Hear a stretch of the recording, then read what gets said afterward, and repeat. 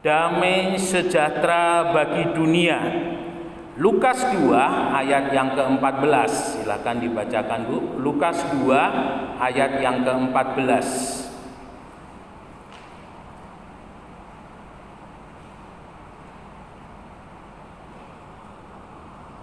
Lukas 2 ayat 14. Kemuliaan bagi Allah di tempat yang maha tinggi dan damai sejahtera di bumi di antara manusia yang berkenan kepadanya. Ya, terima kasih. Kemuliaan bagi Allah di tempat maha tinggi dan damai sejahtera di bumi di antara manusia yang berkenan kepadanya. Bapak Ibu Saudara yang dikasihi oleh Tuhan, damai sejahtera adalah hal yang lazim kita ucapkan dan menjadi kerinduan kita untuk kita boleh nikmati, ya. Kalau kita biasanya mengucapkan kata-kata shalom, itu dari damai sejahtera untuk bahasa Ibrani, lalu kemudian untuk Yunani Irene Hume, ya. Dan itu menjadi hal yang lazim kita dengar. Dan kalau Bapak Ibu ke Israel, maka ketika bertemu dengan orang Israel, apakah itu di tempat makan di mana kita menginap, itu biasanya mereka akan mengucapkan shalom, shalom, shalom, dan kita membalasnya juga shalom. Nah, Bapak Ibu Saudara yang dikasihi oleh Tuhan, dan damai sejahtera di bumi ini luar biasa. Jadi sepertinya pada zaman Tuhan Yesus, kalau kita tahu saat kelahiran Tuhan Yesus, bangsa Israel sedang dikuasai oleh Romawi, ya. Jadi setiap hari tidak ada damai sejahtera. Setiap hari yang ada permusuhan, setiap hari yang ada adalah rencana-rencana untuk melakukan pemberontakan, dan banyak hal yang kalau boleh saya katakan damai sejahtera itu hilang. Bapak Ibu Saudara yang dikasihi oleh Tuhan, dan sampai dengan kehadiran daripada malaikat Tuhan ini mengatakan bahwa dengan kehadiran Yesus, maka damai sejahtera yang ada di surga itu juga akan ada di dunia, ya.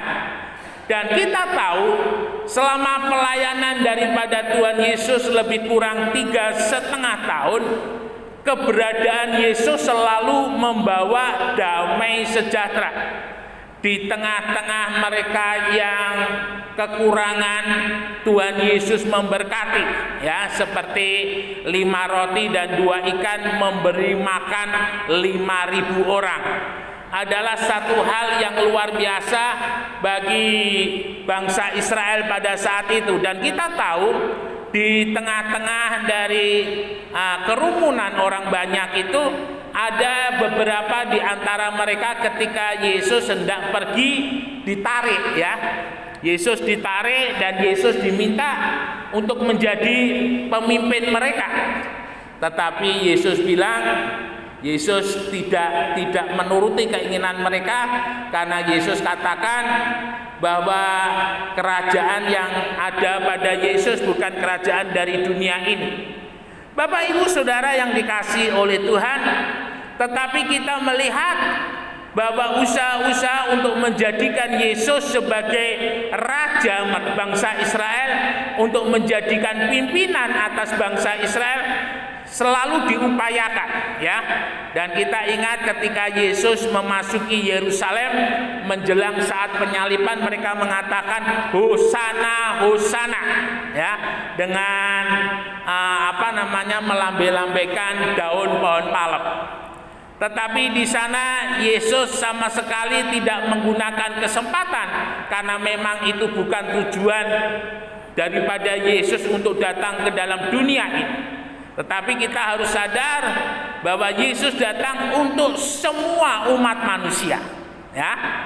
Kita ingat peristiwa Paskah itu adalah peristiwa di mana semua orang Yahudi di seluruh dunia berkumpul, ya. Karena orang Yahudi itu berkumpul 1 tahun 1 kali, mereka merayakan Paskah. Dan Paskah pada saat itu adalah Paskah yang istimewa, karena yang menjadi korban dan yang dikorbankan oleh Allah adalah Yesus. Dan ketika Yesus disalib, semua bangsa yang ada di muka bumi, jadi ada orang-orang Israel asli dan juga orang-orang Israel diaspora atau orang-orang Israel yang berada di luar Israel. Dan di sana mulai kelihatan dan dinyatakan pada saat pencurahan Roh Kudus. Kita melihat ada orang-orang Israel yang berasal dari Libya, orang-orang Israel yang berasal dari Arab, mereka berkumpul di sana dan mereka mendengarkan khotbah daripada Petrus. Nah, Bapak Ibu Saudara yang dikasihi oleh Tuhan, dengan jelas kita melihat bahwa kehadiran Yesus untuk memberikan damai sejahtera bagi mereka yang berkenan kepadanya. Dan yang menarik adalah kehadiran Yesus ini bukan kepada raja-raja, bukan kepada orang-orang bangsawan, tetapi justru kepada para gembala, ya. Masyarakat, kalau boleh saya katakan, kasta yang paling rendah. Kalau di India itu ada kasta Sudra, ya. Jadi golongan kasta yang paling rendah, golongan kasta yang tidak mempunyai tempat ketika ada kumpulan dari Brahmana, kumpulan dari golongan-golongan orang bangsawan, Sudra ini yang paling bawah. Tetapi kita melihat bahwa Allah sangat-sangat berkenan kepada para gembala, ya. Jadi di sini dikatakan bahwa kehadiran Allah melalui berita yang dibawa oleh malaikat itu dinyatakan kepada mereka yang berkenan, mereka yang hidupnya dilayakkan oleh Tuhan. Memang tempatnya para gembala menerima berita Natal tidak seperti aslinya, ya. Jadi kalau ke sana itu hanya seperti tempat yang banyak rumputnya, lalu ada gazebonya, lalu kita ibadah di sana sebentar, lalu kemudian pergi dari tempat itu. Dan yang menarik, kalau saudara melihat tempat antara di mana para gembala itu berada dan di tempat kelahiran daripada Yesus itu tempatnya tidak terlalu jauh, ya. Jadi kalau Bapak Ibu Saudara jalan tidak terlalu jauh, tetapi di sana memang menjadi peringatan supaya hati-hati, ya, karena maaf ada banyak jambret, ya. Jadi kadang kita sepakat, mungkin kalau ada jambret tahu gitu, lalu kita bilang gagak, artinya sudah siap-siap, artinya memang ada jambret yang ada di situ. Nah, Bapak Ibu Saudara yang dikasihi oleh Tuhan, dan kelahiran daripada Tuhan Yesus, kalau di gerejanya itu menurut saya yakin itu asli, ya, karena ibu daripada Konstantin itu yang membuat tempat-tempat yang di mana Tuhan Yesus pernah melayani itu dijadikan gereja ketika Konstantin menjadi kaisar Romawi, ya. Jadi ibu Konstantin ini yang membangun gereja di tempat-tempat itu. Nah, Bapak Ibu Saudara yang dikasihi oleh Tuhan, dan setelah para gembala itu diberitahu oleh malaikat, mereka menjadi takut. Mengapa? Karena ketika malaikat menyapa mereka, itu kurun waktu lebih kurang 400 tahun, bangsa Israel tidak pernah mengalami pernyataan yang dialami oleh para gembala ini. Jadi adanya malaikat yang hadir untuk memberitakan sesuatu yang luar biasa. Selama kurang lebih 400 tahun Allah tidak berbicara baik secara langsung ataupun melalui malaikatnya. Bangsa Israel dalam kondisi mati kering secara rohani. Tetapi hari itu satu hal yang luar biasa, justru kehadiran daripada malaikat itu tidak ditujukan kepada imam-imam, tidak ditujukan kepada ahli Taurat, tetapi justru ditujukan kepada para gembala. Jadi kalau Bapak Ibu Saudara lihat, setelah kehadiran Yesus maka yang datang selanjutnya ini adalah para gembala. Jarak antara para gembala dengan orang Majus itu lebih kurang antara 1 sampai 2 tahun. Jadi lama sekali ya. Jadi tidak dalam waktu sekejap gembala, dalam waktu sekejap orang Majus. Tetapi jarak antara gembala dengan kelahiran Tuhan Yesus itu jaraknya memang tidak jauh. Tetapi kalau dengan orang Majus itu sampai sekitar 1 sampai 2 tahun karena jaraknya begitu jauh. Nah, Bapak Ibu Saudara yang dikasihi oleh Tuhan, menarik memang ketika para gembala menerima kedatangan daripada malaikat, mereka masih dalam posisi sedang mengembalakan ternaknya ya. Jadi mengembalakan ternak pada saat itu di mana ternaknya berada, orangnya juga di situ. Jadi mereka terus berpindah-pindah dan itu yang dialami oleh para gembala. Bapak Ibu Saudara yang dikasihi oleh Tuhan, kita melihat berita yang disampaikan oleh para malaikat ini bukan kepada orang yang pandai, bukan kepada orang yang mempunyai kedudukan, tetapi justru kepada orang yang paling sederhana. Jadi kalau boleh saya katakan, gambaran daripada para gembala ini adalah gambaran daripada orang biasa, rakyat biasa. Jadi kita melihat di sini ketika berita itu disampaikan, Tuhan tidak memilih-milih di dalam status seseorang untuk boleh menyampaikan berita Natal. Jadi berita Natal ini tidak disampaikan memilih kondisi, keadaan, kedudukan daripada seseorang, tetapi disampaikan kepada mereka yang berkenan kepadanya. Bapak Ibu Saudara, 400 tahun adalah waktu yang cukup panjang. Tetapi yakinlah dan percayalah seperti zamannya Elia ketika dia membunuh 300 Nabi Baal, dan ketika Elia mengatakan Tuhan hanya aku sendiri, dan Tuhan katakan tidak, ada sekian ribu orang yang masih setia kepada Tuhan, dan itu yang akhirnya membuat Elia mengerti bahwa tidak hanya dirinya tetapi ada banyak orang yang lain juga yang masih setia kepada Tuhan. Nah, kira-kira gambarannya orang Majus seperti itu. Karena mereka hanya tidak mempunyai kesempatan saja untuk boleh beribadah dengan bagus, dan akhirnya dengan hatinya, dengan hidupnya mereka menjaga pola-pola hidup yang sesuai dengan pimpinan Tuhan, dan itu yang membuat Tuhan berkenan kepada mereka.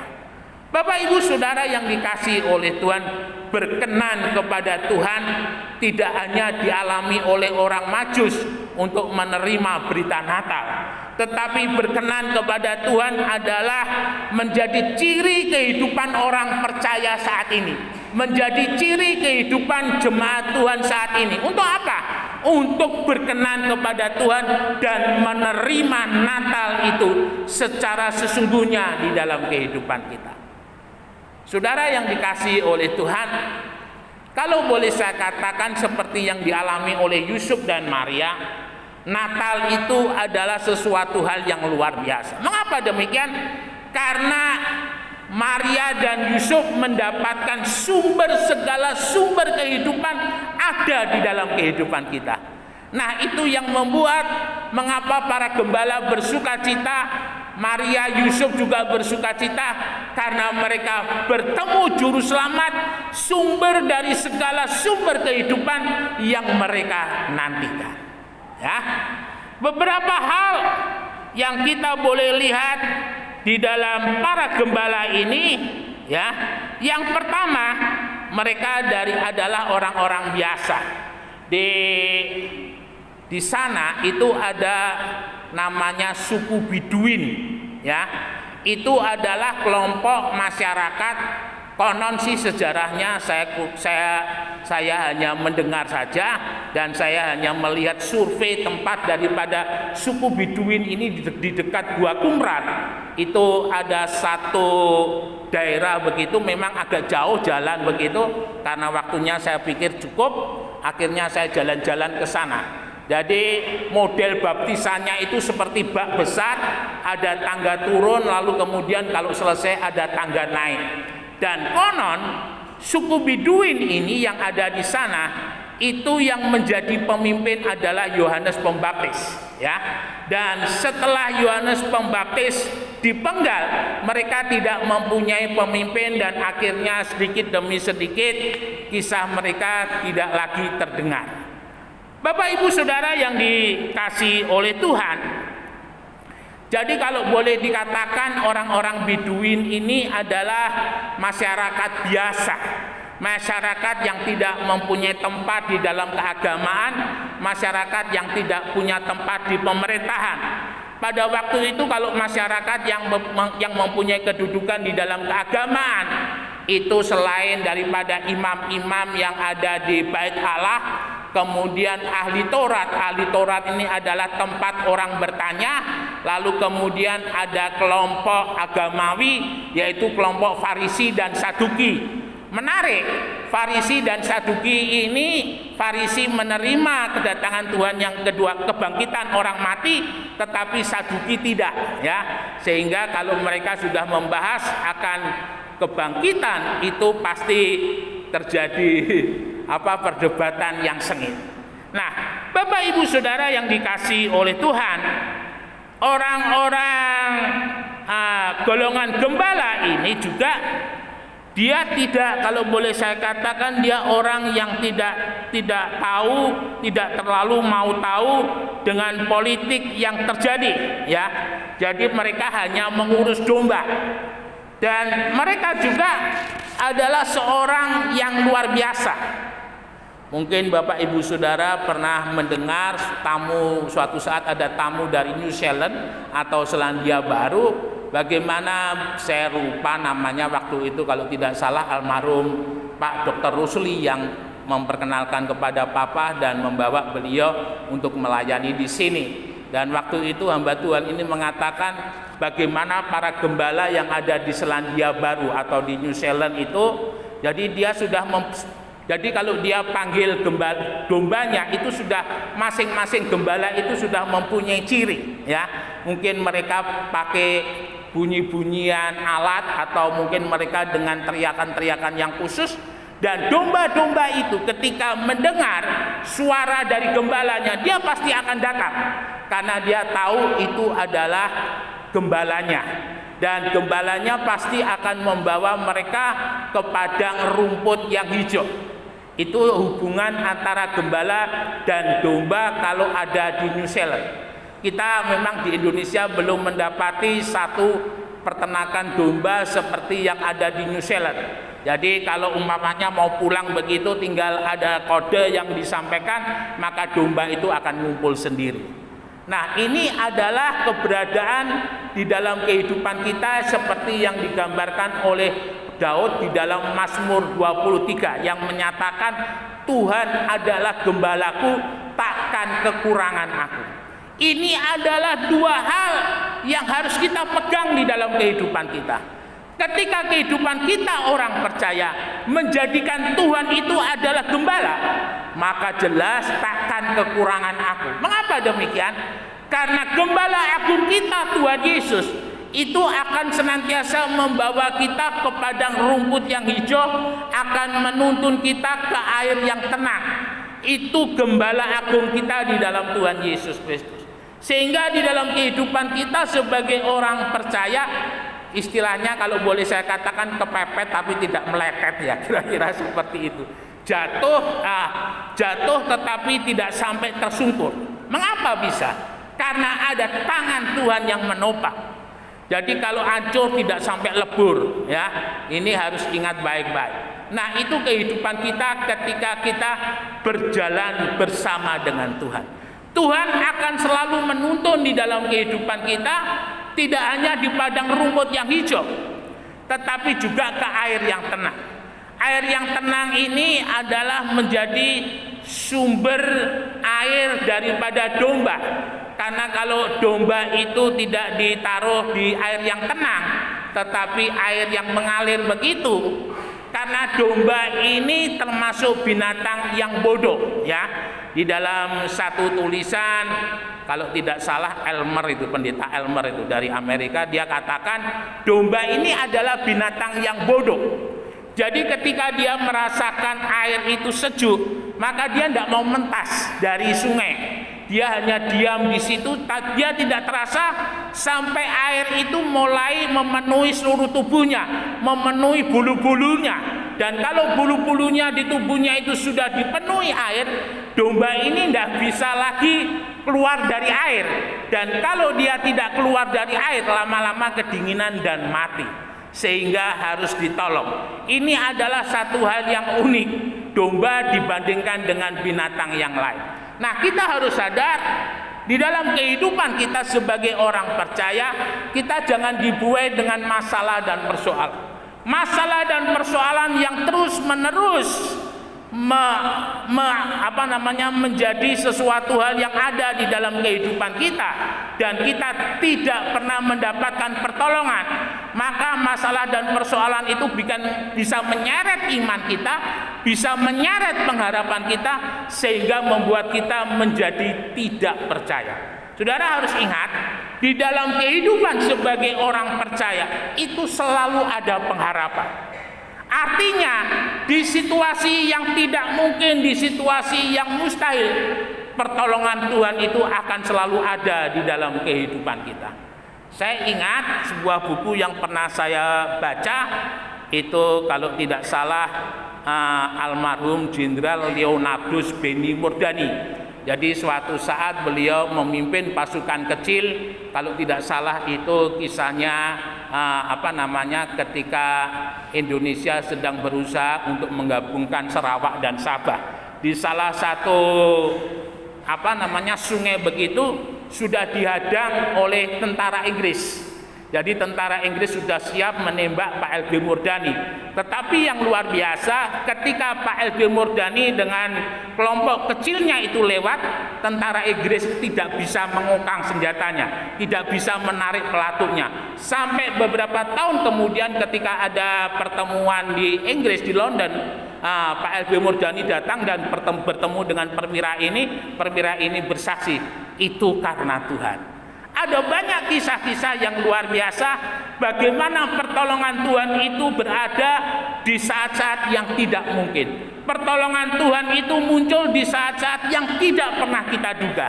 Jadi kalau Tuhan memberkati, kalau Tuhan menolong di dalam kehidupan kita, yakinlah bahwa di setiap perjalanan kita Tuhan selalu ada. Di saat-saat yang tidak mungkin, di saat-saat kita tidak tahu, di saat-saat kita hanya bisa berteriak, Tuhan tolong, Tuhan sertai, maka di saat itulah Tuhan turun menyertai di dalam kehidupan kita. Bapak Ibu Saudara yang dikasihi oleh Tuhan, berjalan bersama dengan Tuhan itu luar biasa indahnya, ya. Berjalan bersama dengan Tuhan itu hidup kita tidak akan turun, tetapi hidup kita akan naik. Dan Tuhan mau setiap kehidupan kita sebagai orang percaya menikmati kemurahannya, menikmati pertolongannya, menikmati berkatnya. Supaya dengan berkat yang kita terima, dengan pertolongan yang kita terima, hidup kita semakin menjadi saksi dan nama Tuhan dipermuliakan. Kita mau sama-sama menundukkan kepala dan kita mohon kemurahan Tuhan. Kiranya berita Natal itu hadir dalam kehidupan kita, menyatakan damai karena Yesus memenuhi di dalam kehidupan kita. Hidup kita boleh senantiasa diberkati dan menjadi berkat bagi kemuliaannya. Immanuel, beri kemuliaan bagi nama Tuhan.